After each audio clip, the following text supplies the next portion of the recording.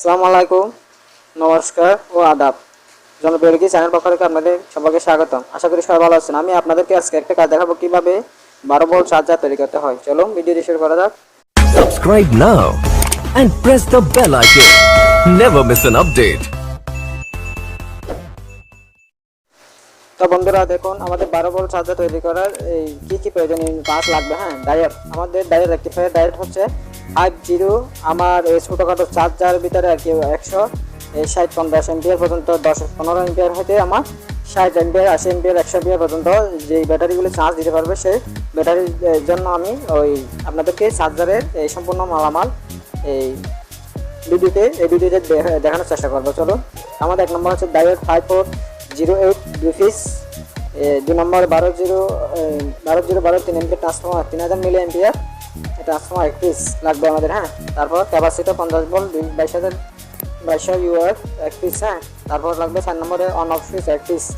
তারপর লাগবে আমাদের 10 ভোল্ট এলইডি ইন্ডিকেটর লাইট আর কি 2 পিস।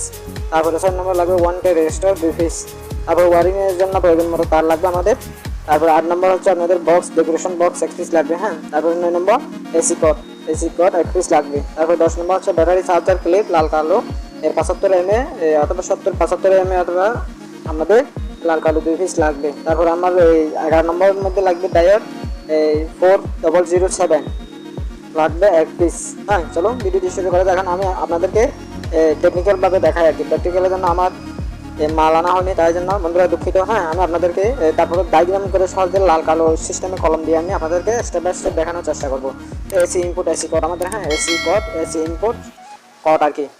আমার হচ্ছে পুরোটা নিউট্রাল, আর এখানে প্রেস দিলাম আমি ডায়াগ্রাম সাহায্যে। এখানে হচ্ছে অন অফ সুইচ।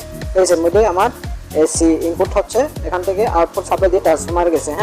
এটা নিউট্রালটা ডাইরেক্ট আমার এসি আউটপুট সুইচ থেকে গিয়ে ট্রান্সফরমার গেছে। আমার এটা হচ্ছে এসি ইনপুট, এই দুইটি তার আর কি লাল কালো ওখানে থাকবে। ট্রান্সফরমারের এসি ইনপুট। তো আমার এখানে আউটপুটের সংখ্যা হচ্ছে 12012। 12012 কোথায় দেবো? 12 আমার ডায়োডের এই কালো প্রান্তে জ্বালা করে দেবেন আপনারা। আমি এই যে ডায়াগ্রাম সাহায্যে আপনাদেরকে স্পষ্ট দেখানোর চেষ্টা করবো। এই যে আমার এই কালো প্রান্তে এটা হচ্ছে যেটা কলমের দাগ দেওয়া আছে, এটা হচ্ছে লাল প্রান্ত পজিটিভ সাইড। তারপর আমার জিরোটা হচ্ছে আমার ক্যাপাসিটারে চলে যাবে সরাসরি। আমার এটা হচ্ছে আপনার 50 ভোল্ট 2200 ইউরো ক্যাপাসিটার। তো আমার 12 যেগুলো হচ্ছে আমার ডায়োডের এই কালো প্রান্তে জ্বালা করে দেবেন আপনারা। এরপরে আমার ডায়োডে আউটপুট যেটা সাপ্লাই হবে, ইনপুট থেকে আউটপুট যেটা সাপ্লাই হবে আমার এই পজিটিভ এটা আমরা কানেকশন করে দেবেন। পজিটিভ আর ক্যাপাসিটার পজিটিভ এক করে দেবেন, একসঙ্গে যুক্ত করে দেবেন। তারপর আমার এখান থেকে চলে যাবে আউটপুটে আমার এলইডি জন্য।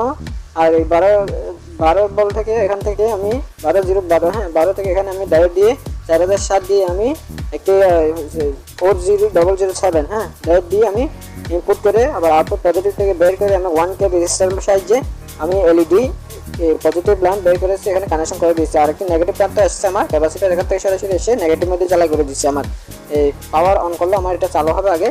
এরপরে এটা আমার এই আউটপুটের ইন্ডিকেটর দিয়েছি আমি, এই যে আউটপুটের এখান থেকে ক্যাপাসিটার সাইজে এখান থেকে পজিটিভ লাইন থেকে আমি যুক্ত করে দিয়েছি, সংযোগ করে দিয়েছি।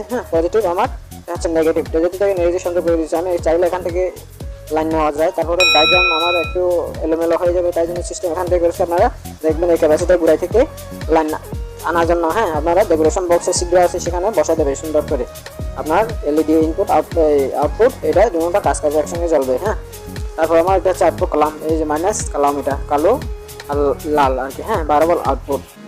এই যে আমার সব কমপ্লিট। আপনারা সম্পূর্ণ ভিডিওতে বুঝতে পারছেন? আমাদেরগুলো অবশ্যই কমেন্ট বক্সে জানাবেন। আমার এই ব্যাটারি চার্জার দিয়ে 10 এম্পিয়ার হইতে 50-60 এম্পিয়ার পর্যন্ত 12 ভোল্টের ব্যাটারি আর কি, বড় ব্যাটারি শুকনা অথবা পানি জাতীয় যে কোনো ব্যাটারি আপনারা চার্জ দিতে পারবেন, কোনো সমস্যা হবে না। এই ব্যাটারি চার্জার দিয়ে 10 এম্পিয়ার 15 এম্পিয়ার ব্যাটারি হয়তো 50-60 এম্পিয়ার 80-100 এম্পিয়ার পর্যন্ত আপনারা চার্জ দিতে পারবেন। তারপর 50 এম্পিয়ার 60 এম্পিয়ার হলো এনাফ।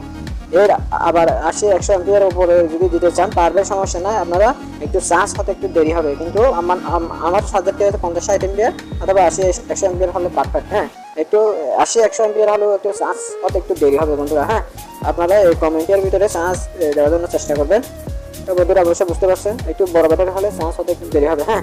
তো আপনারা বুঝতে পারছেন, অবশ্যই আপনারা এই ভিডিওটি দেখে যদি বুঝতে না পারেন অবশ্যই ডায়াগ্রামটি স্ক্রিনশট করে নেবেন অথবা আপনারা এই ভিডিওটি ডাউনলোড করে নিতে পারেন। হ্যাঁ, শেয়ার করে দেখতে পারেন। অবশ্যই এটা বন্ধুরা, ভিডিওটি ভালো লাগলে অবশ্যই লাইক শেয়ার সাবস্ক্রাইব করবেন। সবাইকে ধন্যবাদ।